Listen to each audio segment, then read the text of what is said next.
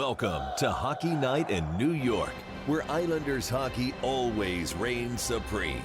Whether you were raised at the barn in Uniondale or born in the stable at Belmont, Hockey Night in New York is your home for all things Isles. Now, let's drop the puck and get this party started. Ladies and gentlemen, it is Hockey Night in New York. Welcome to the program, everyone. It is Sunday, November 23rd, 2025.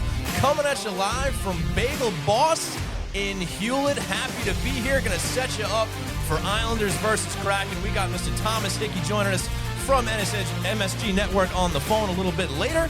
My name is Sean Cuthbert. Hanging with me today is Mr. Arthur Staple, Jake the Snake Radonis, and of course Edzo here on the board. Welcome to the program, fellas. How we doing? Doing great. How we doing, Sean? We're doing well. What a wonderful afternoon here at Bagel Boss in Hewlett. Excited to get the show going here, but before we do, want to remind you all about our fantastic sponsors, starting with Knock Hockey. Big Black Friday sale coming up here at knockhockey.com. 20% off all Knock Hockey boards from Wednesday, November 26th through Monday, December 1st. Get your board at knockhockey.com. Also proud to be sponsored by Razor, Kniff, and Lonstein, attorneys at law, ready to fight for you. Check them out at razorandkniff.com. That is RAISERANDKENNIFF.com for a free consultation. And folks, if you're hanging out with us live in the chat on YouTube and you want to get your questions in for Questions Brewing, just type in that question after Questions Brewing and we'll get to it later in the show. So with the pleasantries out of the way, let's get this thing started. Arthur, 6-1 road trip, buddy. Pretty damn good for the New York Islanders. They had a rough one yesterday, but we'll get to that later. But let's talk about these games. Very impressive. You and I were very cautious about this road trip. We were wondering if it was going to make or break the season for this team. We'll see if it made them, but it definitely didn't break them. It definitely did not. And the irony of all ironies is that maybe the game that they played that was the best from start to finish was the one they lost in Colorado, for sure. A place where it's impossible to win. So you have to love what they did. Obviously, starting it off with beating the two locals on the road, it's a good feeling to get out on a plane. And the way that they scraped out those wins in Vegas and Utah, you saw a lot of heart, a lot of grit. We certainly talked about it, that old Islander winning DNA, just get 2 points no matter how you can get it. And really, winning in Dallas, the wild finish, Patrick Waugh getting into it with Mikko Rantanen. Some of those, I think there were just elements in each stop where you just like, I love to see this. I love what they're doing. And then really, probably the best performance when they beat the Red Wings in Detroit to cap it off. Very impressive way to finish that last one back in the time zone, all the different time zones. Right. Yes, yesterday was a little bit rough. I think it would have been rough no matter what, but you have to love that road trip and you have to love what you've seen, other than yesterday, 12-4-2 in their last 18. Only the Avs have been better since that 0-3 start. This team might be for real, and I think they certainly showed it in some tough spots. Yeah, I'm going to ask Mr. Hickey later if the team is indeed for real, but I think one thing to note, not just the winning, but they're fun to watch. This is enjoyable hockey. This is a different Islander team. I know that kind of the punditry of the NHL wants to still think that this is 2018-19 and that the Islanders are still, they're going to grind it out. I'm going to be bored watching this. A lot of low-event hockey, just defense. This is a different Islander team. They're exciting to watch. They win in exciting ways. Even if they'd managed to get that tying goal yesterday, that was kind of a boring game. But the way that they played that third period, that's a team that says, we're going to win no matter what, even when we don't have our best. So winning the ways that they did on the road again in all different places and all different varieties of victory, it's exciting. It's an exciting time to be an Islander fan. Yeah, no question. Let's dive in a little closer here. We'll go back to Sunday against the Avalanche. As you kind of noted, the score was definitely worse than it looked. This was a tight game to the end. They just couldn't get that second goal. Yeah, I mean, it was quite literally a 2 or 3 minute turnaround where they played a fantastic first period. Yeah, they're up a goal, and the Avs can get you. And it wasn't even the McKinnons and the Nietzsches and the Makars that really got them. They're such a deep team. You look at that squad. If you're looking for keeping an eye on Brock Nelson, who kind of got that late one, I'm sure he felt good about that. Sure. That it wasn't the deciding goal against his old buddies, who I'm sure he had dinner with the night before. But that Brock Nelson, he came into that game I think with 8 or 9 points. He's playing major minutes, and you're like, wow, what's going on? It's just like this is a team that can get you from 1 to 12. Their forwards, a lot of their D. They've got some really good young guys all over the place, and the fact that Mackenzie Blackwood has barely played, and I don't think he's even played at all this year. Scott Wedgwood, journeyman, has really been holding the fort for them, and Wedgwood was fantastic in that game. Oh, yeah. Especially on the power play. That one save he made on Kyle Palmieri. We can talk more about the Islanders' power play. The numbers aren't good, but boy, are they getting a lot of chances and generating 100%. a ton, which is very different than it's been. I know the numbers need to be better. Right. But that game, probably deserved to win, and I think you'll take the loss in a place where nobody wins to go with the sandwich between those other 6 victories. So that was a tough one, but I think they rebounded well from it. Yeah, and I guess most importantly, what does it say about this team that they were able to hang with the Colorado Avalanche in Colorado? Yeah. I mean, this is again, they proved they may not carry it over. It may not be a 120-point season, but they proved that they can win, they can beat anybody, and that they can compete with anybody. They can score on anybody. That's not really the Islanders we've seen the last couple of years. I think they face a team like that that's really good 1 through 18, and you say, okay, we need to play a certain way, but they played their style. They got a lead, they gave it up, they pushed back, got some power plays late. We have to adjust our thinking about this Islanders team compared to recent years. Yeah, and that's not such a bad thing for sure. No. Moving on to Tuesday against Dallas, another tough test here. Islanders come out with a win, a wild third period, a wild second half to that third period. Ritchie gets his first goal as an Islander. That was nice to see. But let's talk about that third period, particularly Mikko Rantanen. You see that hit there. Obviously no good. Romanov is hurt now. It seems like it's going to be for a long time.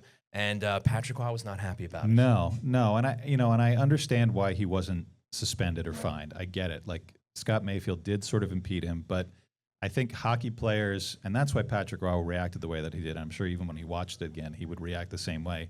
Hockey players know what's reckless. They know what guys who are super skilled like Rantanen can do. Yeah. Rantanen wasn't going in there to stop. He was going in there to try to cause some chaos, separate Romanov from the puck, and he kind of just went at it in a way that, he's not a big hitting guy. I mean, he's not going to beat the allegations of being a dirty player by Islander fans with what he did to Matt Coronado, Long Island native, the other night, and he is definitely getting suspended for that change. One. But that was I think it was reckless. It wasn't intent to injure. It wasn't anything like that. But I think it was the way that he went about it is a way that I think hockey players know. You don't try to go in and make a hit like that. Try to get a guy off a puck late. And I think Patrick Waugh, being Patrick Waugh, we haven't seen it a whole lot from him, but boy, was it welcome in that moment. And I think when we can ask Thomas about this too, what it feels like on the bench when your coach has your back like that and is the one that's instigating these things where everyone on the bench is like, we got to stay calm. That guy, we don't really want to react to this guy. And your coach is behind you saying, you better watch your back when you come to our building. You already had the date months. circled. I know. That was good. That's a good job in the moment by Patrick. I got to be honest. I've been waiting ever since the guy came over for something like that. So I was thoroughly entertained. You hate what happened to Romanov, of course, but it was nice to see some fire from Definitely. Yeah. All right, moving on. Thursday, Detroit. Didn't think it was going to go similarly to the first time, but the Islanders proved me wrong. Another +5, except this time they shut them out. Sorokin had himself a game, and it looks like the Islanders own them right now. Yeah, and again, that fourth line, kind of a hodgepodge line with Cal Ritchie. You might say, geez, I don't really want to see him on that fourth line getting those kinds of minutes. But I think they've got something there with him, Casey Zizekas, and we've talked about Casey a lot, and maybe we'll talk about him a little bit more. But I think he understands too, as they get healthier, his place in the lineup is not automatic, and he's got to come through. He did certainly when Bo Horvat got his double minor against Dallas, and then got a 10-minute misconduct for arguing. Casey goes out in his spot, killing the penalty, helps break up the play at the line. Kyle Palmieri with the key shorthanded goal that ended up being the winner in Dallas, and Casey carried it over in Detroit, playing with Shabunov, playing with Ritchie, two guys that think offense. Casey was right in there with him with 3 assists, 2 and 2 for Shabunov, and that fantastic highlight reel goal to make it 5-0. Yes. And Cal Ritchie with another one. You get that fourth line. It's obviously not the identity line, but it's a line that can add offense. And I think we've seen the middle two lines go a little bit dry lately, so you got to get it from somewhere, and it was great to see it from those guys. Yeah, and like you said, maybe it's not a traditional fourth line, but if you can have another threat there like that when you have guys coming together. Now, it was a little different yesterday But it looked good against Detroit. Maybe they bring that back. Maybe we see if they can find some more fire there. But nice to see Richie going, and obviously great to see Shabanov coming back and getting going as well. Yeah. I think he's, that's a tough spot for a guy who's coming over, playing his first few games in the NHL, gets hurt. It's a little bit more serious than they let on maybe at first. Misses a lot of time, and the time that he misses is when the Islanders are starting to form their identity too. So right. You're not going to push your way back into the top 6. He comes back in this role where, you might get 9 or 10 minutes. He doesn't kill penalties, not really heavily involved in that second power play unit. And you got to make the most of what you get. And he certainly did. I mean, the first goal, John Gibson should stop that, but whatever. And the second goal, right. Man, that's got to be on ESPN's highlight reel for sure. At least the Ocho. At least the Ocho. And it's good to see confidence-wise, too, for him. Yeah, no doubt. Sorokin gets his second shot of the season. Nice little bookend on the road trip. 5-0 shot of the Rangers, 5-0 shot of the Wings. And this team has some confidence and swagger. Yeah, it's great to see. Again, this is not your, I guess, our decade-old Islanders, not Barry Trotz's Your father's Islanders. or your grandfather's. Right, not Lou's Isles, not Barry Trotz's Islanders. This is a whole different thing. All right, so let's wrap it up with yesterday. Of course, the letdown game here. St. Louis comes in not having the greatest of seasons, but as you noted before we got started here, a little bit of a boring one here. St. Louis goes up, of course, on the first shift of the game, first shot of the game, essentially. Yep. And the Islanders are playing chase for a long, long time. They finally connect late in the game. We think that they connect on the second one to tie it up. And I kind of felt like it was coming just because of how well they've been playing. I was like, I think they're going to get the second one here. And magically things are working out well when they pull the goalie now. That's right. Changed That's as what well. good teams do. They Right. score 6 on 5. So I was like, I think they can do it. It goes in the net. Of course, you have that scuffle in front. Palmieri ends up hitting Bennington there, but we see that he gets pushed in. What was your thoughts on that? I threw it out on Twitter, and I got a 100% response rate of, no, you don't challenge that. And I feel like the puck is in the net. There's 2 minutes left. Yeah. I understand you have to waste a challenge, but you're going into a power play, so the worst case scenario is you're playing 4-on-4 if you get it wrong. To me, if the puck is in the net that late, you take your shot because maybe they see something. I kind of felt like live speed, no chance that's going to be overturned. But when I watch the replay, I understand Palmieri goes into the blue paint, but he's starting to get out. He bumps with Falk. That bumps him into Binnington. And more importantly, the result, the play is a goal no matter what because it goes off of Falk's skate. The shot is going nowhere near the net. So, even if it's a 2% chance to me, you got to gamble on that because it's so late in the game. And again, the worst case scenario is you're playing 4-on-4 the rest of the way and you can pull your goalie and it's 5-on-4 and you got a little more room to operate. Blues can't just ice the puck as they did when they were playing 4-on-6. Right. And it has nothing to do with how much the power play has been struggling results-wise. To me, it's just it's worth the gamble. You kind of it's like sitting at a poker table. You're calculating the odds of what am I going to do here, and the odds are not in your favor to get that overturned, but it's worth a gamble where you are in the game there. Yeah, I think you make a good point, especially with the penalties on the board anyway, right? I get that. And, I said this to you before as well. Watching it play out live, I was like, okay, I get it. But then I watched the replay back, and I was like, yeah, you know what? There might be a case here. He was definitely pushed. Yeah. But as we all seem to know, I still don't know what goalie interference is. I have no idea what goalie interference is. Still. If you go, we didn't even talk about the 0.1/10 of a second left in Dallas when they had that goal that stood up. And again, if you're an Islander fan of a certain vintage, maybe you think, okay, they're just going to allow it because it's us. Yes. Which certainly flashed through my mind when I saw it. But I think if you go into the blue paint unimpeded by yourself, which Jason Robertson did, so that one was called off, and what Palmieri did, I think what happens after that has to be an egregious push into the goalie, or you get out of the blue paint before you make contact. I think once you're in there by yourself, which Palmieri did, they're not really looking to overturn it. Again, if you've even got a 1 or 2% chance, I think you take it, but probably would not have been overturned. Yeah, I'm with you there. All right, Arthur. Well, before we break for Thomas Hickey, vibes are good after the road trip. A little bit of a letdown yesterday, but tell us where you took your anthem. Well, again, we're talking about how the league perceives the Islanders. Sure. Oh, it's definitely one way. When they're good, everyone thinks they're boring.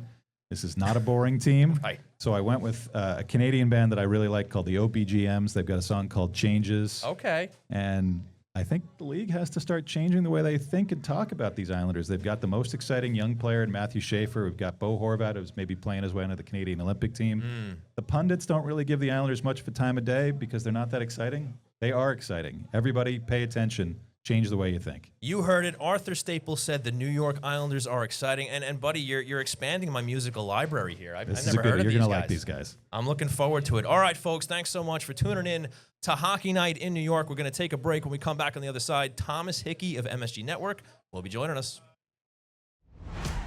Knock Hockey Black Friday. That's right, we're doing 20% off of Knock Hockey if you go to knockhockey.com. That's N-O-K hockey.com.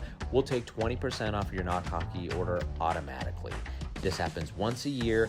You get the deal. You buy it for your kids, or your nieces or nephews, or yourself. It is a great holiday gift. The family enjoys playing it. Go to knockhockey.com, N-O-K hockey.com for 20% off this Black Friday. Attention all artists, storytellers, and creators of all kinds. It's time to make your content stand out above the rest. And Floored Media is the place to make your visions become a reality. Maybe you want to elevate your podcast and add some video, or turn that novel you wrote into an audiobook. Or maybe you just need the right space to produce your daily vlog.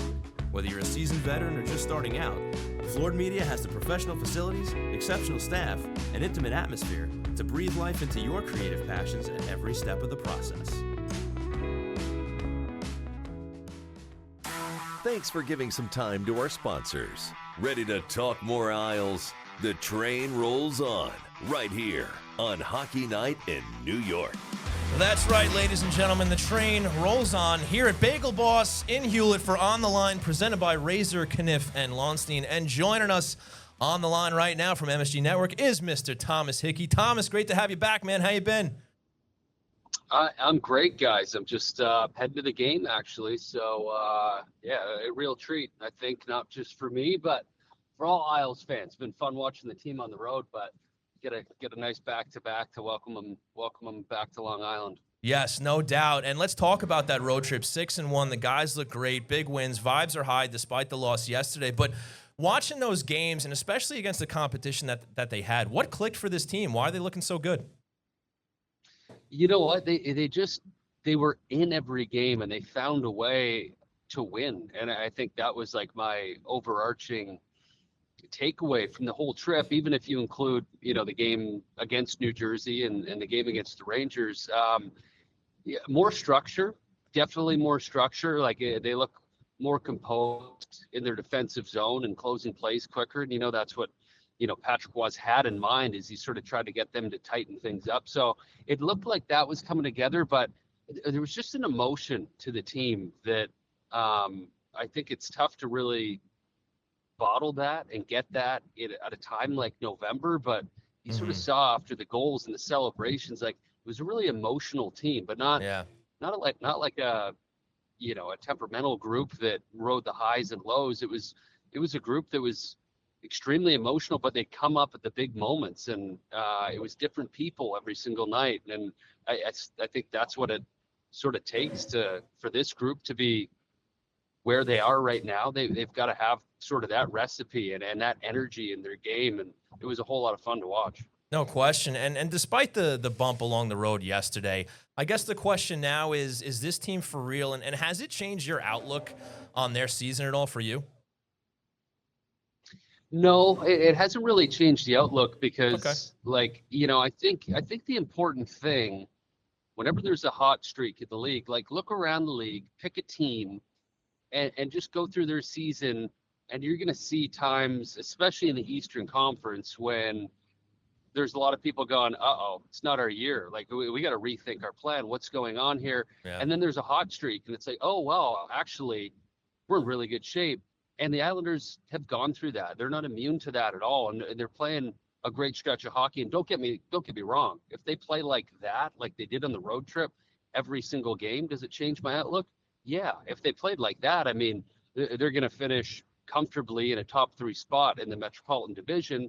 But there's going to be lulls, and there's going to be downtimes too. And you can't expect that level all year. At least I don't think you can. Maybe if you go through this 7-game homestand and you have a similar type result, then you can change your outlook. But, coming into the season, I looked at them as a group that, would be right around that wild card spot, whether, they were just above it and come March time, or they were just below it. Doesn't really change the fact that I think that this team can compete for a playoff spot, and I still do, but it's just tough to maintain a level. So, for my job, I just try not to get too caught up in the present and just sort of try to have a little bit of a longer outlook. But I can't, I'm not trying to downplay anything. It was fun to see this group play at a level that they haven't come to in a couple years. So that gives you lots of optimism, and they've earned that right to maybe be thought of in a higher regard than myself or anyone else maybe thought they would coming into the season. Thomas, I imagine that a lot of the excitement when you hear it, whether you're with the network or doing your stuff on Amazon in Canada, is Matthew Schaefer. What do you make of him, and just what kind of excitement can that lend to a group when you have a young guy like that come in? I think, people maybe think, there's could be a little jealousy if he's getting big minutes or whatever, but is this just as positive on the inside that you've seen as we can see it from the outside? Yeah, I think it is. I don't think there's any jealousy because, if you want to talk about the number one factor why the Islanders are where they are, it's this kid. Like, I know there was great additions, right? Heineman, Drouin, those guys have fit in really well, but I think that this kid has changed the personality of this hockey team. I think I'm not saying he's like Patrick Waugh at all. I think there's a mesh there of like the energy Patrick has, and then the energy that this kid brings. And I think you've got a more confident group. You've got guys honestly learning from the way he plays the game, which is so unique, and it's breathed a new life and energy into the group. I'm not drawing parallels at all, but the Washington Capitals last year, the excitement around the chase for Alexander Ovechkin, that whole team played with an excitement that they didn't have in years prior. Even though they made the playoffs the year prior, looked completely different on a night-to-night basis because there's an extra energy. And I think Schaefer's brought that to them. But him in general, I look at him and, I think league-wide, Islanders fans can see it, but league-wide, when I look at a guy like the conversation around him, it's completely different what people are talking about and what I'm seeing, what I'm impressed about, because there's so many little details and things that he's so far ahead of his peers in the NHL, or especially any young defenseman, things that he's just picked up naturally and does so well, as good as many veteran NHL defensemen, that it just doesn't really make sense that you can do those things well as a teenager, as an 18-year-old defenseman, and he's making it look so easy. So as much as it's the highlight reel plays, the stuff that everyone else in the league sees, because it's like, oh my God, did you see what the kid did? On a night-to-night basis, there's like dozens of parts of his game that it's just like, I can't believe these as much as I can't believe his skill and ability to skate and the things he's doing with the puck. Yeah, and not only that, Thomas, but also just the young man that he is. Like, everything is unbelievable. I think I said it like in the beginning of the season. When I grow up, I want to be like Matthew Schaefer. He's just been incredible. But to keep it on the youth here, Callum Ritchie, he's slowly starting to emerge with the team. He started putting up some points on this road trip. Anything exciting about him for you? Yeah, a lot. Honestly, I think when you see a young guy and you see, you watch them every game, and then you see how their game changes when they're clearly confident, that's when you start to go, okay, wow, I see what everyone else is talking about. I can see why this was a coveted prospect when the Islanders made the Brock Nelson trade. That's what I'm noticing with him. So it was that spurt on the road trip where you saw a guy with confidence and you saw a different player. So sorry, I'm just coming and scanning my parking pass, guys. Sorry about the pause. Nice.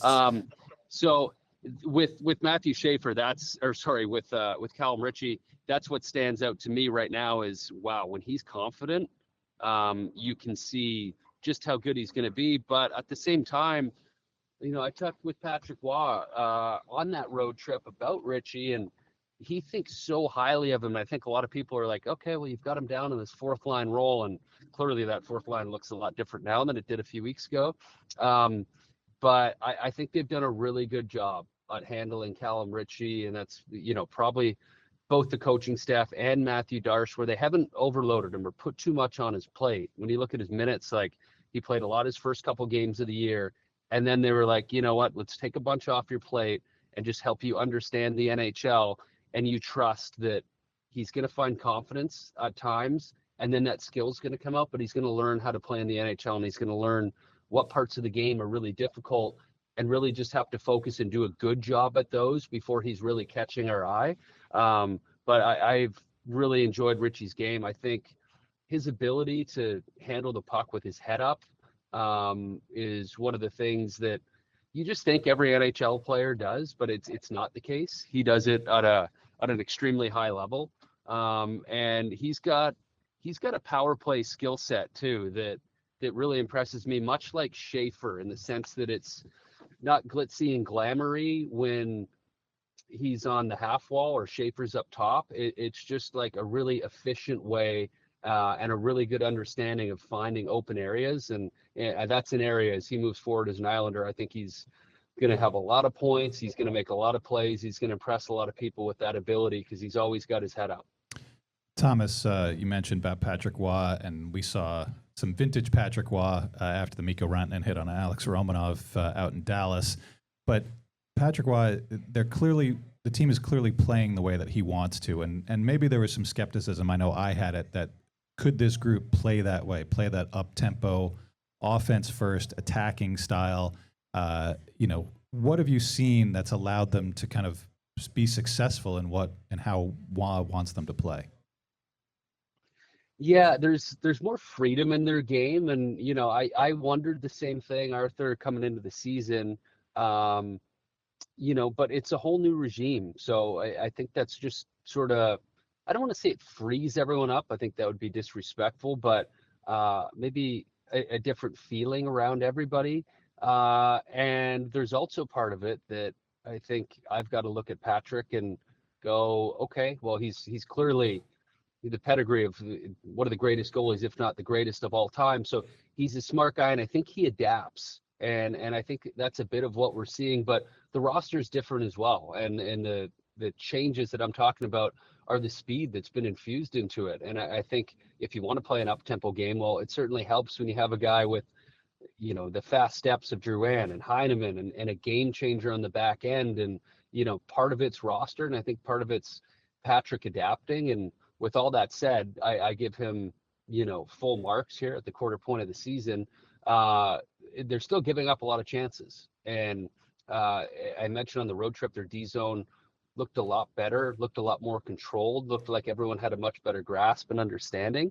And that will be, the biggest challenge as they move into the second quarter and, into the second half of the season, is making sure that although that they're a high flying team right now, that they sort of make sure that they continue to improve defensively. But I guess in summary, I think Patrick's adapted nicely, and I think he's got players on his roster that sort of fit that mold better than they did probably in the years prior. Yeah, Thomas, and speaking of changes, we've seen plenty of change now with the special teams, where the penalty kill has really turned it around, 10th overall in the league. And I'd say the same for the power play. I think it looks much better. In fact, Arthur touched on that earlier in the show. But what have you seen out of the special teams here, where maybe they're not necessarily getting the results in the power play, but I think overall they just look a lot better, eh? They really do, Sean. And what's funny is, it's like, I always say this to, I used to say it about plus minus. You talk about analytics, and like, if I was having a season where I was near the top of the team in plus minus, like, you can sort of rest your hat on that. And then at times when you're like, I feel like I'm playing good, but I'm on the bottom half of the team in plus minus, I'm like, oh, that's a stupid stat. Well, Right, the same of things course. you can sort of say, you can say the same thing about analytics, right? And the analytics show us that this is a team that's generating, and the expected numbers are much greater than what the overall percentage is, and how often they capitalize with the man advantage. And I'm talking about the power play specifically. I think it's fair to look at those things, because you look at the eye test, and my eye test tells me that this power play is pretty good. They're generating chances, they're moving pucks around, and you don't get a power play and sort of hold your breath and say, let's hope that this one doesn't zap or kill their momentum. That hasn't been the case this year. I think Ray Bennett coming in has done a great job, and they look like a completely different group. Their entries, especially at the start of the year, were much better, and they've got different looks, and guys are in different positions. So sometimes a little improv helps when you do have good pieces there to maybe not be stagnant and try and do the same thing all over. And the penalty kill on the other spectrum of that, I mean, the proof is in the numbers, how much better they've been and how much more efficient they've been at killing penalties. But you guys probably said it all of last year, much as I did. If you get mediocre special teams and end up somewhere in the middle when you add those numbers of power play and penalty kill together, you can be a playoff team. And that's not the difference this year because there's many differences, but that's one of those big factors that special teams are much improved. There's no question in my mind. All right. Well, speaking of the playoffs, I don't know if I've ever seen a standings so tight, especially in the East here, where, I mean, you have a good week, you can vault to the top. You have a bad week, and you're in the basement or near it. Have you ever seen anything like that? And does this open a door for the Islanders to potentially get into the postseason?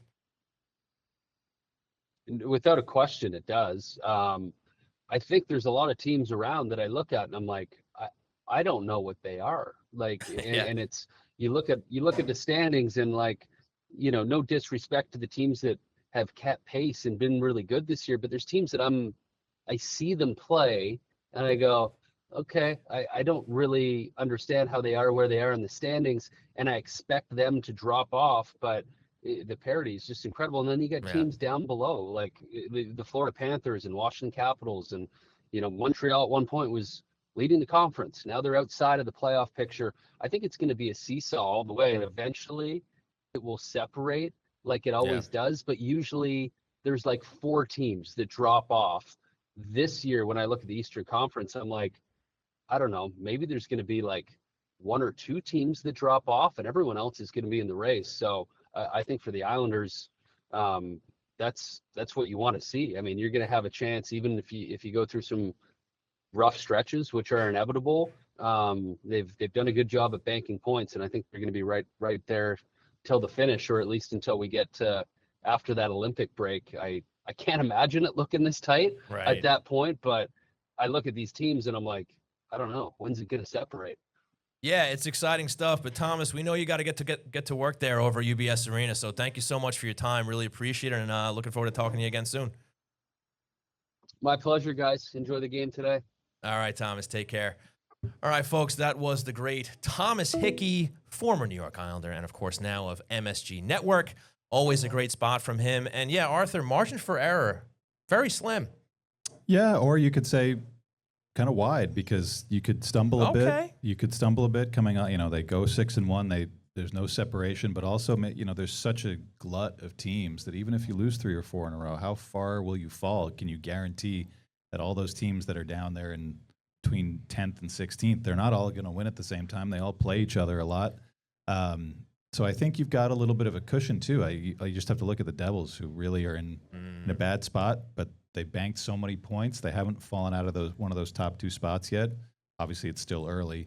Right. But I think that's the cushion you give yourself when you can win 6 or 7 or 8 in a row early on.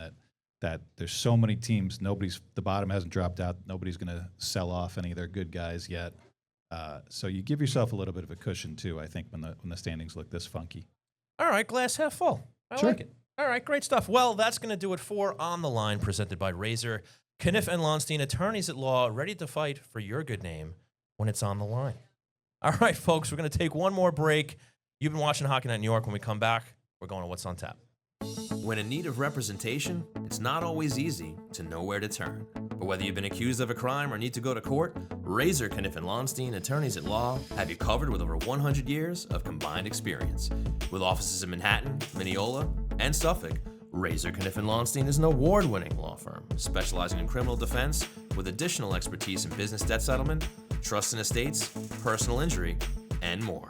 At Razor, Kniff and Lonstein, you'll have direct access to your attorney 24/7. Because more attentive service translates to better outcomes.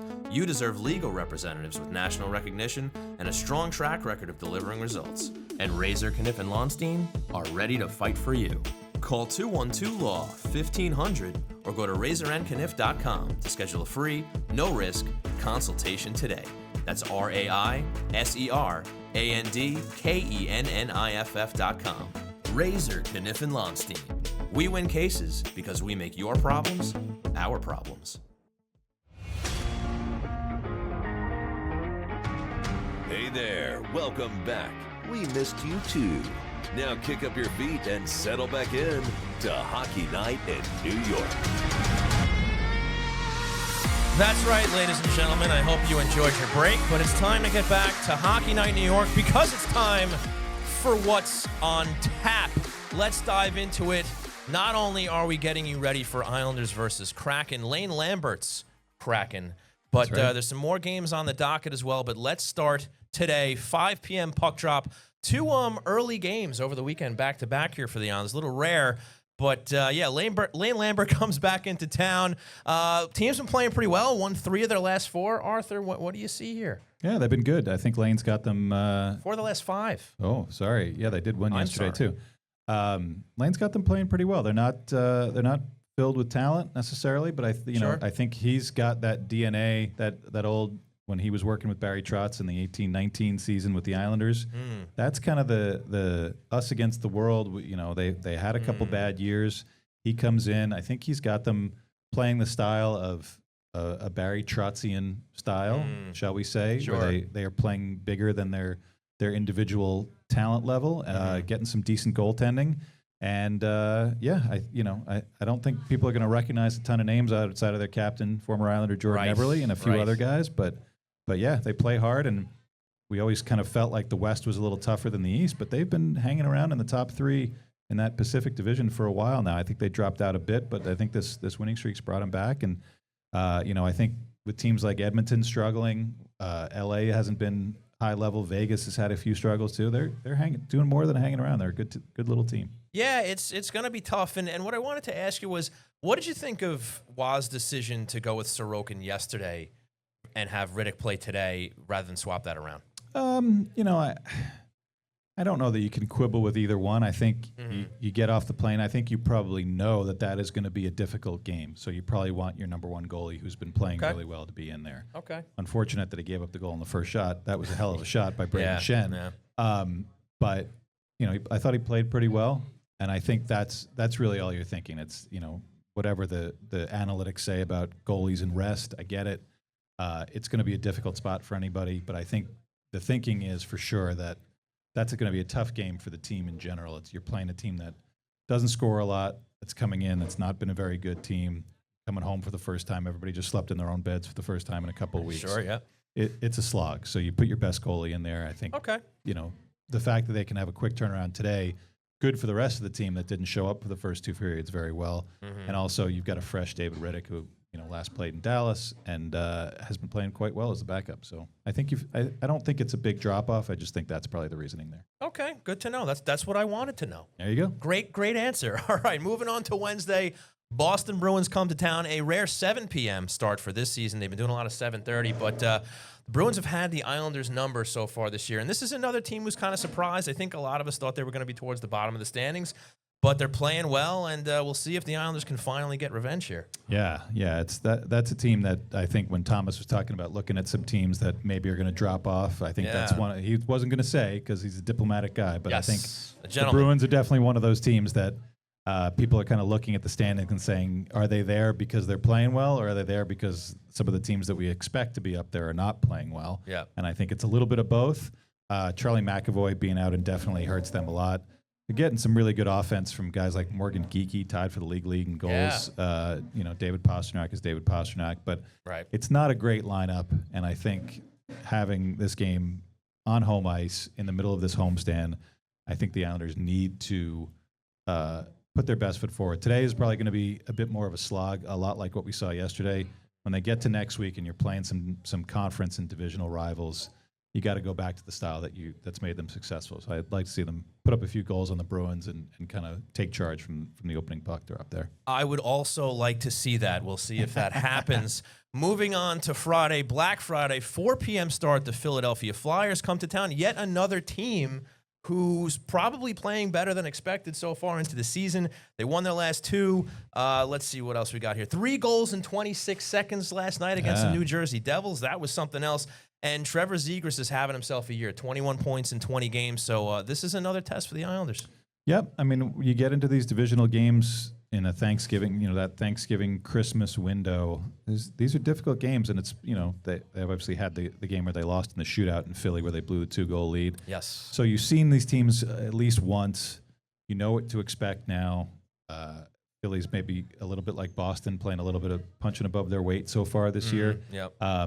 But if this is the stretch where if the Islanders are going to build on what they did on the road against teams mostly not in their division, not in their conference that you don't see very much, you got to be able to do that against the teams you see 3 and 4 times a year. So another big one, especially in that Black Friday. Islanders have always been kind of on the road, like going to Ottawa, going to Philly for that game. It's nice to have this little stretch at home around the holidays where you can get some fans in the building that are home for vacation, kids home from college, whatever it is. They had a great crowd yesterday. I'd like to see them keep it going. Yes, we shall see. And moving on to round out the week, Sunday, November 30th, the Washington Capitals. That's a 1 p.m. start. We'll have your postgame later that night from Floored Media in Rockville Center. Great spot. Yes, no question about it. Now, the Capitals have slid down the standings a bit since the last time they met the Islanders here, but they have won the three of their last 4, and Tom Wilson leading the charge over there. He's a good player. I'd hate to think it's going to come down, different positions, but Tom Wilson versus Bo Horvat for one of those last Canadian Olympic spots. And we'll talk about that more when they announce the teams in a couple of weeks. But we've been talking about Bo Horvat. There's even talk of whether Matthew Schaefer might earn an 8th defenseman spot on that Canadian Olympic team, which would be a wild thing to think about where he was at the beginning of the year. But yeah, Tom Wilson, for my money, you certainly hate him, but if he was on your team, you'd love him. He's a guy who always had this kind of skill. Didn't really let it out in his goon years, and he's still doing a little bit of that stuff. I think he had a little incident in Montreal last week where he threw a pretty high hit, and but yeah, I think Washington, kind of like Thomas was saying earlier in the show, how they fed off the Ovechkin chase last year, and Ovi's having a great run again this year. He's already up to 10 goals, I think. But I think they're trying to find their level a little bit. It's definitely tough when you win one, lose one. You got to get on a little bit of streak to separate yourself here. And again, it's another winnable, another 2-point possibility for the Islanders in the division. That's the way you can start to separate yourself. You beat Philly, you beat Washington. All of a sudden, you see some of those teams start to drop off a bit. You start to rise up a little bit, and then you say, instead of saying like, oh gosh, if we lose 2 in a row, we'll be back below the playoff cut line. You win those 4-point games, and all of a sudden you say, all right, we got a 4-6-point cushion here going into December. That's a good place to be. Yeah, and you look at this 7-game road trip, and these are games coming up where they can bag some points, like you said, because the latter end of the trip is a little more dicey with Colorado coming to town. So this is something you want to see them, get some points against teams who are competitive, but not necessarily the cream of the crop. Exactly, and we keep saying it. There's no one in the East that scares you, so you want to play as a lot of those teams now, and nobody's playing at a high level. No doubt about it. So that's going to do it for What's on Tap. Now it's time to talk about heroics. That's right, folks. It is time for Hero of the Week, presented by Knock Hockey. Once again, Black Friday sale starting Wednesday, November 26th. 20% off all Knock Hockey boards. Go to knockhockey.com to get yours. Okay, let's talk heroes. Arthur, let's start with you. What do you got? I dipped into the old school bag. I'm going Casey Cizikas this week. We've certainly talked about him, not in a positive way over the course of this season. Question why his name was always wanted to bench him in the lineup. Yeah, we all felt like, I certainly felt like, and said it, maybe his spot shouldn't be assured now that he's not killing penalties on the regular, now that it's not a crash and bang fourth line. But, man, he showed us. He showed me, getting out there, and like I mentioned it, getting out there in Bo Horvat's spot to kill that important 4-minute power play in Dallas when they're up 2-1, causes some chaos on the entry, gets Kyle Palmieri going down the other way for a shorthanded goal. I think that might have been the first couple of minutes he has killed a penalty all year, which is crazy for a guy who's probably had more PK minutes, maybe even than even strength minutes at times over his career. Right. And then he follows it up with a 3-point game in Detroit. playing on a line with two really skilled young guys in Shabanov and Cal Ritchie. If he's going to keep his place in the lineup, I don't think we're going to see 3-point games from him all the time. Probably not. But I think he's understanding his role and to be able to adapt at his age after the way he's played for 900-plus games. Kudos to you, Casey. You're my hero this week. There you go. Great choice, Arthur. And I am going to go with one of his line mates. That's right, Maxim Shabanov. You know, I'm kind of going with the same method that I went with Sorokin earlier in the season, where I was like, you know what, he had himself. Russian guys? No, sorry. Also that, yes, as well. but Sorokin had himself that good game against the Caps, and I was like, he's my hero. Let's see if that sticks. So let's see if we get a little hero magic here with Shabanov. Has that great game. What does he have? The 2 goals and an assist versus Detroit, +4. You talked about the beauty goal, the 5-0 goal there where he splits the D. Incredible goal, and he's certainly showing his skill on this team. Hopefully he continues to shine. I guess the question is, if he keeps this up, is Patrick Waugh, and we've seen some tinkering already, but is he going to make his way up the lineup? I go back again to what Thomas said that is really illuminating, that the freedom that everybody's playing with, that you get confidence no matter where you're playing in this lineup. You know, if Max Shabanov is on this team in previous years, and it's not a knock against anybody who was running the team or coaching the team before, but if he's on that fourth line, he is expected to do fourth line things. Yeah. Now I think he's in the lineup, and Patrick Waugh is telling him, go be you. Yeah.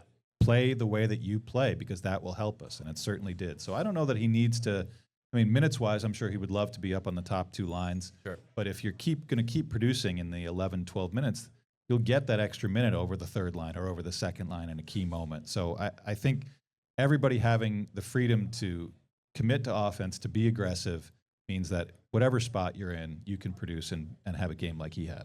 There you have it. So essentially the fourth line, and an honorable mention to Cal Ritchie for getting some sure, points there, we right? don't want to leave him out. The whole line. So there you go.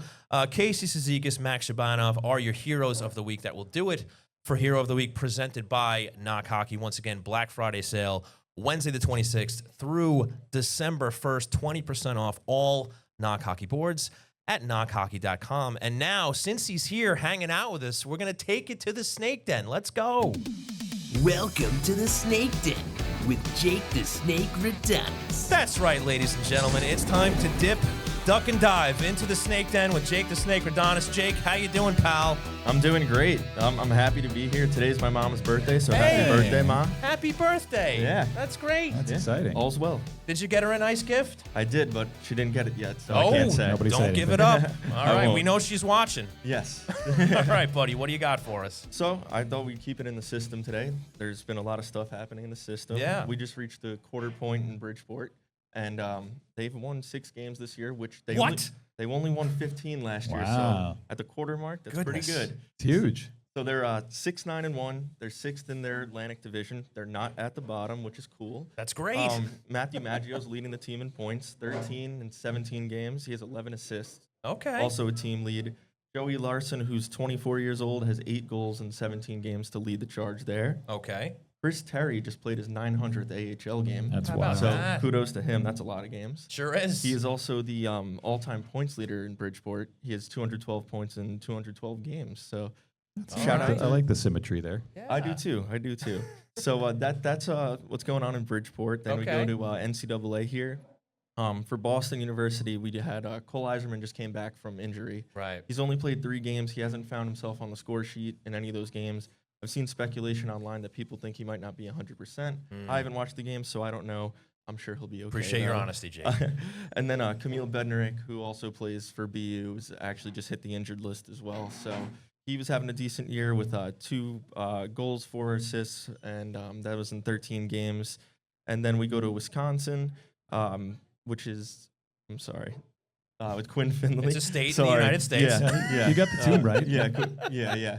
Quinn Finley, he's having a good year, 5 goals, 6 assists. That's 11 points in 14 games. Then over to Notre Dame, not Brock Nelson, Danny Nelson. He's got 4 goals, 3 assists in 7 games. He's also 54% from the face-off dot, so it's cool to see someone who's going to be probably Arthur playing. doesn't care about that. I know, that's actually why I added this It's here. never gonna beat these allegations about never. face-offs. But it's good to see someone who's probably going to be up playing for the Islanders in the next few years, who's also good in the face-off dot, whether Arthur likes that or not. But Love it. Nice. Then we let's go over to Daniil Prokhorov, who's playing over in Russia. He's having a good year. Okay. He just went to a different junior league where he's got 5 points in 5 games. He's a power forward. He brings a physicality to his game too. He's got a great shot. He's fast too, and he's 6'6" and he moves like a moose, kind of like Nate McKinnon. Not as fast though. Wow, But, that is that's a tough to comp do. that I have not heard. No, and then keep it up with the physicality. We'll go over to Kashawn Aitchison, who has 16 goals. Amazing. Unreal. In 22 games, 16 goals, 9 on the power play. Love to hear it. 4 game-winning goals too. So I mean, he's really leading the charge for Barry over there. Another guy who has physicality. We talk about it whenever we talk about his name. You talk about these hits where he's open ice. He'll stand up for his teammates. Something that the Islanders I think have been doing a lot more this year too, which is anytime one of the young guys goes down or someone runs the goal, you see a lot more people involved this year. Definitely. Also, I've seen Matt Barzell getting involved a lot more than I have in the past too. But it's cool to see Prokhorov and Aitchison, 2 big-framed guys who could play offense, but they're also going to stand up for their teammates, and they'll be playing probably for the Islanders in the next few years too. Also, goalie Dmitry Gamzin, I believe is his name. He's over in Russia. He is the second. He's second in the KHL in goals against average, 1.96. So that's a name to keep in mind. But that's what's going around in the system. A lot of positive news, and I'm pretty sure a few weeks ago we were answering a question during Questions Brewing about Prokhorov getting off to a slow start. So nice to see he's doing well now. Yeah, absolutely. Everything I've seen online about this guy, it looks like a guy that you want to have on your team. And he had a ball at the scrimmage. I remember that. Yes. And he was having a great time. He's another one with a lot of personality. He'll be a fun interview for sure. So it's nice to hear that, we go through the system here and we're hearing good numbers. We're hearing positive vibes there. So look at this, the Islanders farm team. Things are happening. Yeah. And the prospect pool, I should say. And I do want to add in, too, the interesting thing about the guys in the NCAA. Notre Dame not having a good year. BU having a surprisingly disappointing start to their year, even though I think they're still ranked. I think they're 5-7 so far this year. Obviously, Yzerman's injury has something to do with that. Sure. Wisconsin's not a top-tier team. And this is not great for those 4 guys. But when you get to the end of the NCAA season, which kind of coincides with the end of the NHL season, you want to see some of those guys get up to the pro level and play some AHL games, maybe even hang out if the Islanders have a decent playoff run. And I don't think any of these 3 teams is going to go very far if you can sort of project out now, which, if you're an Islander fan, is actually a good thing because you want these guys to be here sooner rather than later. Yeah, so Danny Nelson, this is quite certainly his last year of college. Quinn Finley, same. Cole Yzerman, I'm sure there's some debate. I think he's probably ready to make the jump to the pros after his college season is over. So you'd love to see these 3 more young guys get in the system, play some Bridgeport games if they can, be at practice with the big club in the playoffs. It's kind of counterintuitive to say, boy, I want these guys to lose, but Right. I hope they have good years. I hope they don't succeed and get to the Frozen Four, and they can be NHL players sooner rather than later. No doubt. Well, Jake, great stuff for in the system there. Had a lot of fun in the Snake Den. Way to go, pal. Thank you. We also have the trivia question. Oh, can't forget that. please, yes. Arthur already knows. I got this right He did before get we it even right. started. So I'll ask First you- time He probably ever. Googled it. I'll ask you, Sean. Which Islander led the NHL in shorthanded goals in 2001 to 2002? Was it Sean Bates, Claude Lapointe, Jason Blake, or Dave Scatchard? Sean Bates. You got it. Sean gets it Without right. Look at this. hesitation. I Not even hesitated for a hesitation. long Great work. time, so not even that good. Yeah, I actually remember that. That was a fun year. That's a true fan right there. Sure. Why not? But that line, Bates, Parrish, and Pekka that year was just unbelievable, that second line. So that was a lot of fun to watch. But yeah, Sean Bates, old hero. Old job. hero there. Yes, thank you very much. All right, that will do it for the Snake Den. Now I'm going to tell you about Isles Fix. That's right, Islanders Country. Get your daily fix of Isles news, highlights, and analysis by subscribing to Isles Fix, the Monday through Friday Islanders newsletter sent directly to your inbox. Sign up for free or become a paid subscriber for added benefits at ilesfix.substack.com. And now it's time for Questions Brewing. It's time for Questions Brewing. So go ahead, ask us a question. All right, buddy, what's he going showed on in the up. chat? Jay's here. We have a few chatters, Okay, we but like more that. importantly, we have Thomas Boyle in the Tom. house. In the all house. right. What's up, So, T-Boyle? Tom, it'd We be love weird it. if I didn't start with you. What do you got for us? Well, I thought he'd ask it live. You got a You said question you for us, had- pal? Just You said shout you it had out. like What do we 3. got? Do we think Siplikov Waivers. will be going on waivers? Arthur, I'm going to let you take that one. No, I don't think so. Okay. You need extra forwards here. I know Matthew Maggio's having a good start. Joey Larson, who's kind of an intriguing guy that not a lot of people know about, off to a good start in Bridgeport.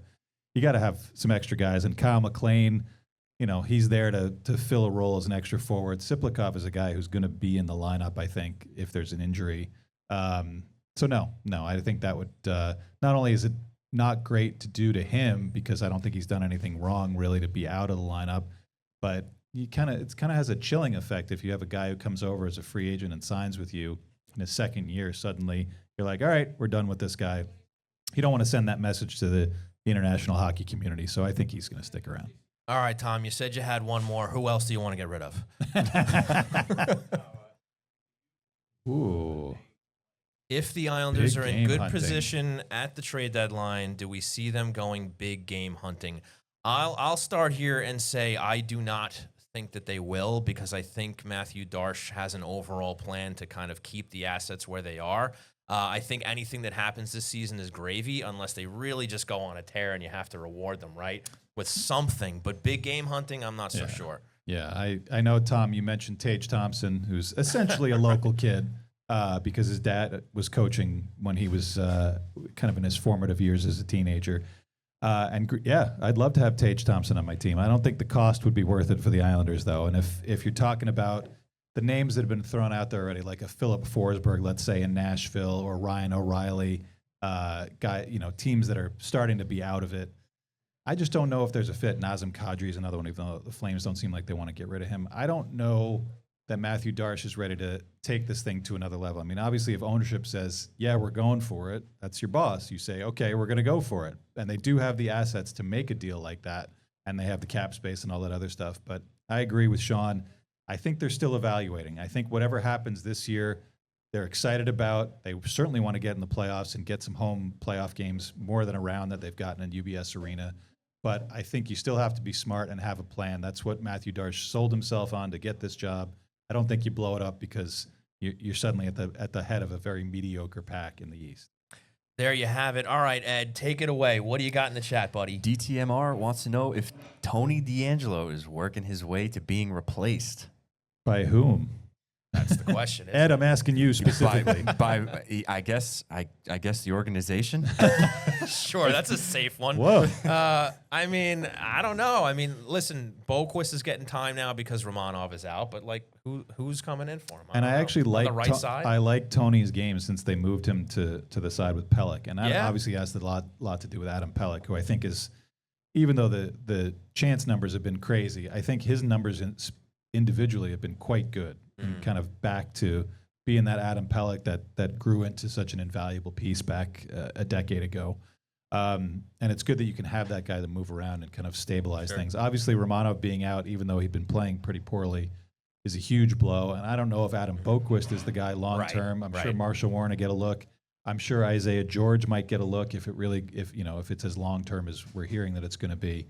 I think you need DeAngelo now because of Romanov being out. You need NHL guys, and there's no trades being made right now. Everybody's still in it outside of maybe a team or two. Like Calgary's the only one out of it. Yeah. And Don Maloney has given interviews saying like, yeah, we want to add guys. So who knows what's happening around the league. You can't rely on trades to, just say like, okay, there's 4 teams out of it. We'll just go pick one guy off their roster. But I think for the Islanders, you're going to have a rotation to kind of fill that Romanov spot, and I don't think Tony D is. We were talking about him maybe losing his regular spot when him and Romanov were not really playing that well, but I think things are different now with the injury. Agreed. Ed. Next up from Magician Matt, he says, can we finally attribute Sorokin's performance to the fact that Pierre Greco was not a good goalie coach and that he's more comfortable with his KHL coach? It's a great question. I don't know. Is it a little like, is it more coincidence or is it the change? A little bit of both? I mean, because is that going to have a huge dramatic effect? I think goalie coaches. It's such a vague area. It's almost as vague as the answer Ed just gave us about Tony DeAngelo. Right. Franchise. He would have. The franchise would have replaced him. It would have been their choice. I think if Ilya Sorokin wanted to work with Sergei Namas before he was officially the Islanders goalie coach, he'd be able to do it. So I don't know that there's a situation where, okay, now that he's got the title and he's my guy, that suddenly, finally, I got rid of this other guy. Right. I think it's incumbent upon goalies to play well, no matter who is working with them, showing them video, leading their sure. drills. And I think for Sorokin, it's kind of a get off the pot type moment. You gotta step to the fore here. He's had a couple years where he's been good but not great. Kind of follow up that great year he had 4 years ago. We need to see that guy again. I think he understands, and maybe the message is getting through that the high danger chance situation is not going to change that much this year. They are an up tempo team now, so that means you've got to rely on your goalie to make some saves. So maybe it's just being comfortable with the situation of, okay, I know how we're going to play. I know that I got to come up with, I got to stop 75 or 80% of these grade A's that I'm going to face, or we're not going to win. And maybe it's as simple as that. Yeah, and at the end of the day, does it really matter? I mean, at the bottom line is he's playing like he was, right? Now we're seeing some success. So if you want to put it on the coaching change, great. Maybe it is. This is a little bit like we talked about early on, where we say like, oh, the power play is bad, so the power play coach must we got to get rid of him. Fire Gomez. It's you got to be good, no matter who's telling you what to do. Whoever's showing you the whiteboard, like, just got to be better. Absolutely. Ed, what Next do you got? up from Jeremy, he's got a few. Ooh, okay. We'll start with the 4-minute power play to finish the game with St. Louis. Does having Lee and Palmieri out there suggest a strategy to defense as opposed to, say, Drouin and Ritchie with more skill? I would say crashing the net. Yeah, they scored the goal by crashing the net 6-on-5. I think they understand that they've got guys at the top, Barzal, Schaefer, Horvat, who can get pucks downhill, and then you want as much scrambling as possible. So simple as that. There you go. And the other one from Jeremy, he says, does this change in the system and treatment of Shabanov, as you say, sound promising for a guy like Yzerman coming up? Sure. I mean, I don't think that Cole Yzerman at 20 years old is going to be a top 6 NHL player. I think he's going to have to, play some time in the AHL. He's got some aspects to his game that need work to be an NHL player. So, we'll see. And if he's on the fourth line when he does get up, you just got to make the most of it. So you got to make the most of it. Yeah. Ed, what do you have? Well, he's got the rest of the bulk of the questions. All right, Jeremy. So Jeremy, keep he him says, rolling. who are you most interested in seeing in the WJC? He says Aitchison, Eklund, Yzerman. Why is that the hardest one? Politan, or some draft prospect for the 26th draft. Sean, I know you're an inveterate World Juniors watcher. So. Huge juniors guy. As soon as the show's over, we're going to find out where it is this year. I think it's in Minnesota this year. Is it in the States? Maybe. Yeah. I don't know. Jake says out. It's in the States, so I'll go with him. All right. So I don't you're gonna go, listen. right? I'm booking the flight too. As soon as the show's over, booking the flights. I'll be full disclosure. I haven't even been looking towards it. I'm sure Arthur's going to have a better answer than me. Probably not. Okay, fair enough. Full disclosure. But listen, I just want to see them do well, right? Like, as far regardless of who it is, you just want to see these guys perform. And if they can do it on the big stage like that in these high pressure games, I think that's just nothing but good for them and for the franchise as well.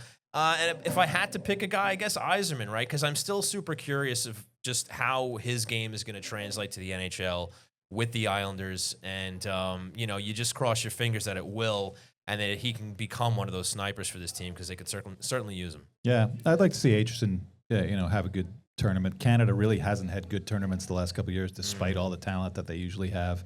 And I think his game is just intriguing to me. He can pile up points against some inferior OHL teams, but this is best on best. I'm curious to see how he'll handle that situation because that, like you said, it's the closest thing at the junior level you're going to get to pro hockey because everybody's that good at the pro level. So, Aitchison's having a great year. I'd like to see him keep it going and just kind of put another good check mark on the board for him for when he's an Islander down the road. All right, Ed, is Jeremy still speaking in class today? Jeremy always lays down the law with these questions. I mean, okay. He's racking them up. He said, what's up with Ethan Bear this year? Is he injured? I haven't found any stats on him this year. Then I'd say yes, safe bet that he is injured. He'd be a good help. He's a right shot guy. If you wanted to, if Jeremy was interested in getting Tony D'Angelo off this team, having a healthy Ethan Bear would be a good way to go, but we haven't seen that yet. Okay, Ed, any more? I have a question based on some news. Sure. So, what do you got, man? It turns out Rantanen got 1 game suspension. So is that enough? I mean, as long as he's in the lineup in March, when the Stars come to UBS. Yes, we definitely want to see and, that. And Patrick Waugh is waiting for him at the loading dock when the bus gets Yeah, in. I guess so. That's all we care about. I guess that's true. And as long as he has a long good think about what he did during that one game, that he's not playing. Yeah. And Ed, you inspired me with the mustache, man. I had to follow suit. Little Mario and Luigi, we got going on here. I think we got to step up our game over here on this side of the table, Brothers. Jake. Yeah, fellas, very clean shaven over there. I don't know. No, I'll actually tell a short story. The reason why this happened is because I was trying to clean the beard up and I forgot to put the clip on. So it was the straight. The straight clean razor. I was like, I got to do something about that. Would be a That's good a problem. style, just like plain spot right here, but just the rest of the beard still going. That seems a bit aggressive. I'm in my 40s now, Arthur. I don't know if I could pull that off anymore. But so here we are, honoring my father with the mustache. I've never seen the man's upper lip. That's impressive. In the 43 years of my life, never saw the man's upper lip. But here we go. There you go. Mario and Luigi. All right, so I guess that'll do it for Questions Brewing, which means that's going to do it for the show. At the ready with the music here. So first and foremost, I want to thank Bagel Boss here in Hewlett for having us here. Wonderful place, great food, and just a great time here. So thank you to everybody at Bagel Boss for hosting us. And of course, a huge thanks to Mr. Thomas Hickey from MSG Network. You're going to see him on the broadcast later. Huge thanks to him for spending some time with us. And of course, a big thanks to our wonderful sponsor, starting with Knock Hockey, less scrolling, more scoring. And one more time, folks, Black Friday sale coming up Wednesday, November 26th through December 1st. 20% off all Knock Hockey boards at knockhockey.com. Also, a big thanks to Razor, Kniff, and Lonstein, attorneys at law, ready to fight for you. Nobody likes going to court, but if you have to, call 212-LAW 1500 for a free consultation. And Arthur Staple, where can we find you? I got to ask you every week. I know. New show, pal. New show, How's it going? It's going great. Tri-State Hockey Podcast on Daily Faceoff. Me, Mike Rupp, Johnny Lazarus, talking about Isles, Rangers, and Devils. A lot of good Islander stuff to talk about lately. Yeah. We got a voicemail line for that one. It's a nice compliment to what we do here. So, complimentary. Twice a week over there. It's been fun to get it started, and also Stape NHL at Twitter, throwing some stats and knowledge up there. There you have it. Jake the Snake Radonis, where can we find you? Oh, you got to unmute him, Ed. Oh, there you go. You can find me on X at Jake Radonis, Radonis. Excellent. Love that. You can find myself on Twitter, Blue Sky, at Shawnee Hockey. You can follow the show on all social media platforms at Hockey Night NY. You can check the website at hockeynightny.com. And folks, if you haven't already, do us a favor, rate, review, and subscribe. Let us know how good or bad we're doing with the show. We love to hear it. So, for Redzo, for Jake the Snake Radonis, for Mr. Arthur Staple, I've been Sean Cuthbert. We've been Hockey Night in New York. We will see you next time.